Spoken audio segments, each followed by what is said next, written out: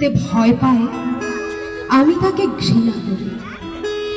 যে ভাই এখনো নির্লজ্জ স্বাভাবিক হয়ে আছে আমি তাকে ঘৃণা করি।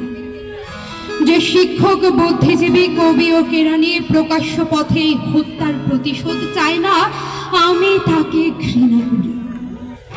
আর চন্ডিত দেহ চেতনার পথ জুড়ে শুয়ে আছে, আমি অপ্রকৃতিস্থ হয়ে যাচ্ছি।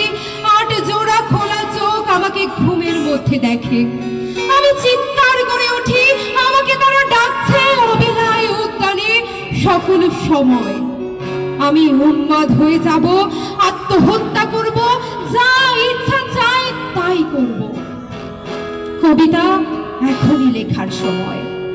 ইস্তেহারে, দেয়ালে, স্টেনসিলে নিজের রক্ত অশ্রু হার দিয়ে কোলাজ পদ্ধতিতে এখনই কবিতা লেখা যায়।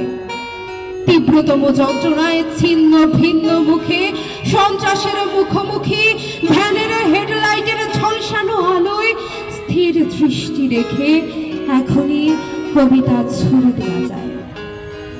38 ও আরো যা যা আছে হত্যাকারীর কাছে সব অস্বীকার করে এখনই কবিতা পড়া যায়।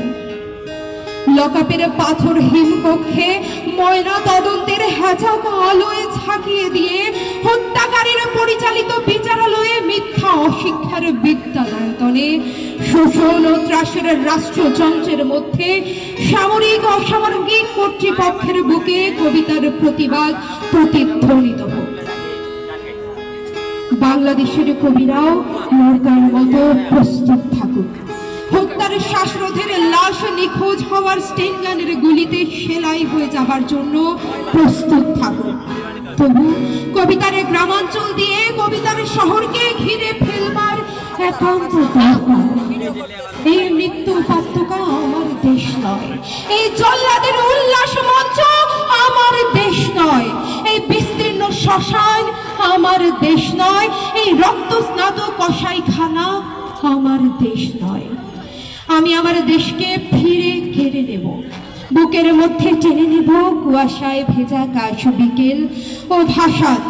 সমস্ত শরীরে ঘিরে জোনাকি না পাহাড়ে পাহাড়ে জুম, অগণিত হৃদয় শস্য, রূপকথা, ফুল, নারী, নদী, প্রতিটি শহীদের নামে এক একটি তারকার নাম দেব ইচ্ছে মতো। ডেকে নেব টলমলে হাওয়া, রৌদ্রের ছায়ায় মাছের চোখের মতো দেখি। ভালোবাসা যার থেকে আলোক বর্ষ দূরে জন্মাবধি অচ্যুত হয়ে আছি, তাকেও ডেকে নেব কাছে আজ এই বিপ্লবের উৎসবের দিনে। ধন্যবাদ সবাইকে।